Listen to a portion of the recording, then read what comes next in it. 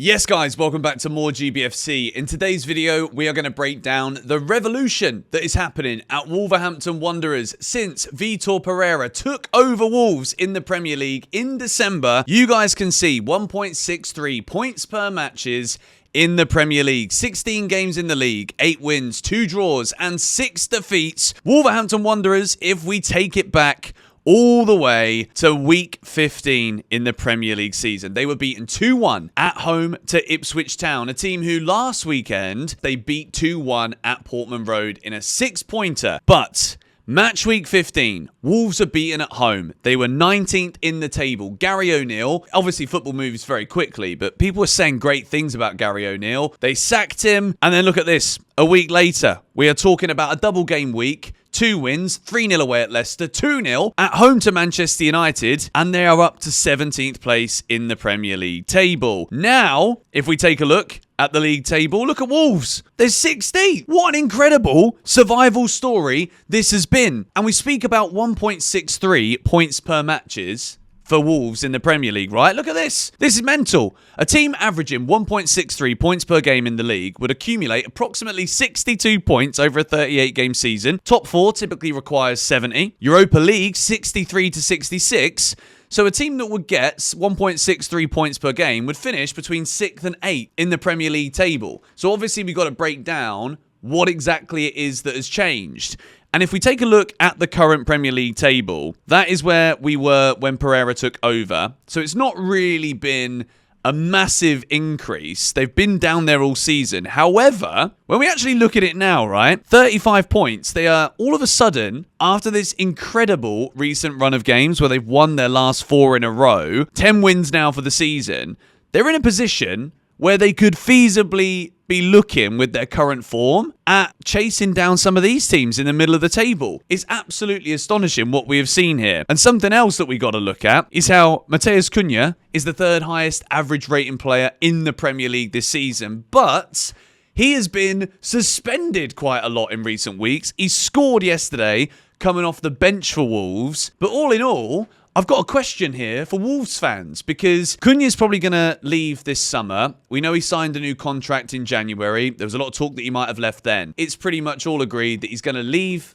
in the summer. You're probably going to get a decent, nice fee for him. Where do you want that money to go? Do you want to try and buy another talent of Cunha's level? Or is it about letting Vítor Pereira take that money and invest in it with a couple of different positions, with a couple of strengthening players? If we take a look now at the starting 11 that we saw yesterday, 3-4-2-1 formation, Sarr in goal, Gomez, Agbadou, a player that we're going to talk about in a moment. We've also got here Matt Doherty back in the team, 8 Nori. Brilliant game from him, 8.6 rating. Gomez, Andre, Semedo, Monetzi, who was a January signing, Bellegarde, and Strand Larsen. There is one player, though, that I want to talk about here because if you take a look at the Premier League website, Agbadou, who's the central centre-back in that back three, is Agbadou the signing to keep Wolves away from relegation? Got a lovely picture of the bloke here. Then I found this on MolineuxNews.com.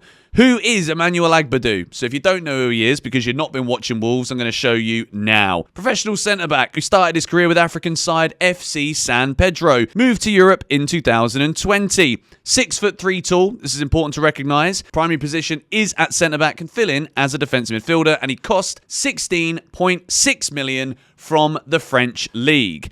Now, I've also done a bit more digging on Agbadou, and we've got some interesting stats here to compare him to one of the better defenders in the Premier League this season, Murillo. A lot of people are saying he's been one of the best for Nottingham Forest, and these are comparative stats between Agbadou and Murillo. You can see here he's not played as many games. Standard stats, XG, these are centre-backs, that isn't all that important. Shots. Again, nothing crazy here. Shot on target percentage, 20%. He's a centre-back. It is whatever. When we are talking now, though, about the passes, completed passes, 86.1% for Agbadou. He gives the ball away a lot less than Murillo does. Short balls, he's better. Medium, better. Long-range passing, better. So we're talking here about a player that not only is doing a very good job when it comes to defending and actually making tackles, blocks, interceptions, and all of those things. He's also doing a very good job when it comes to distributing the play forward for Wolves. Switches, 32 switches this season, and this does also include his time before. But you can get a kind of idea here about the player that they've signed. Shot creating actions per 90. He's doing very well there for a centre-back. Defensive actions too. 70% tackle percentage, which is higher than that of Murillo, who's a player that many consider this season as being one of the best defenders in the league. Take-ons also very high with these stats here as well. So if we actually open up Agbadou to get a better understanding of him as a defender, this is him this season. Successful take-ons in the top 2% of centre-backs. Shot creating actions, top 11%.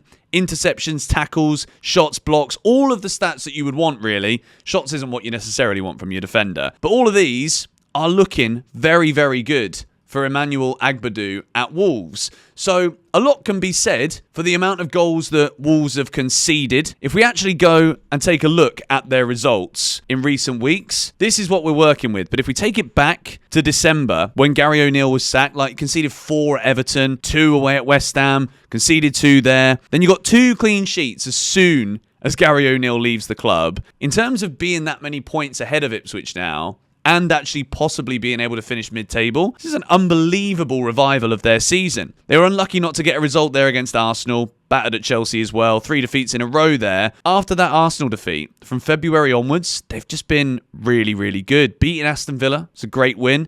They were unlucky at Liverpool as well. I remember watching that game, beat Bournemouth. And you can see here, unlucky in the FA Cup to lose on penalties. But this recent form, the last 5 games in particular, they have won 4 matches in a row in the Premier League. And it says to me that with Vítor Pereira taking over at the club in December, it's taken Pereira a while to kind of build this team and this squad in his image. But I want to give credit to Wolves for the way that they've dealt with the adversity. This is Strand Larsen, the striker. This is his last 5 games. He has scored in all of those matches, apart from that game against Everton. So when you're in a relegation scrap, which they were, now they're not, because they've done all of the dirty work with games to spare. And now it's not about looking down, it's about looking up. When you've got a player who's your striker, who's going to start and he's going to score every flipping time he plays, then you know you've got absolutely something to work with here. We also need to take a look at this guy, Matheus Cunha. We mentioned him already because this man is having a wonderful season. 27 Premier League games, 14 goals, 4 assists. He's almost double outperformed his XG, scores some brilliant goals. Take a look at these numbers. Like, Wolves are really going to miss this guy. Non-penalty goals in the top 4%.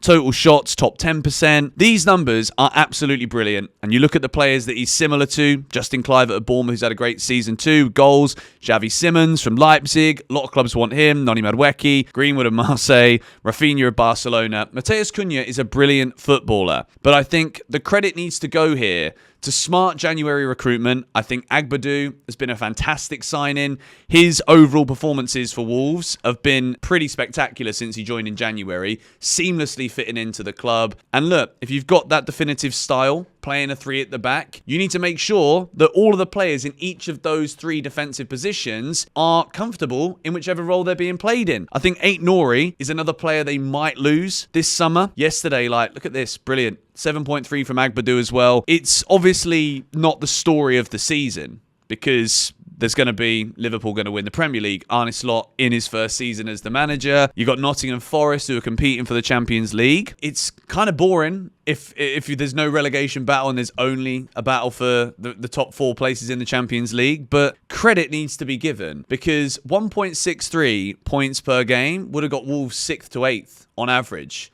So who knows? If they can replace Matheus Cunha and they can keep hold of some of the other informed players, like Strand Larsen's got 12 goals this year in the league. That's very good returns for a striker. And I wouldn't say he's been on the tip of my tongue all season because Wolves have been so far down the table. But who knows? Let me know. If you're a Wolves fan, let me know where you think you lot are going to finish. Let's take a look at that league table again.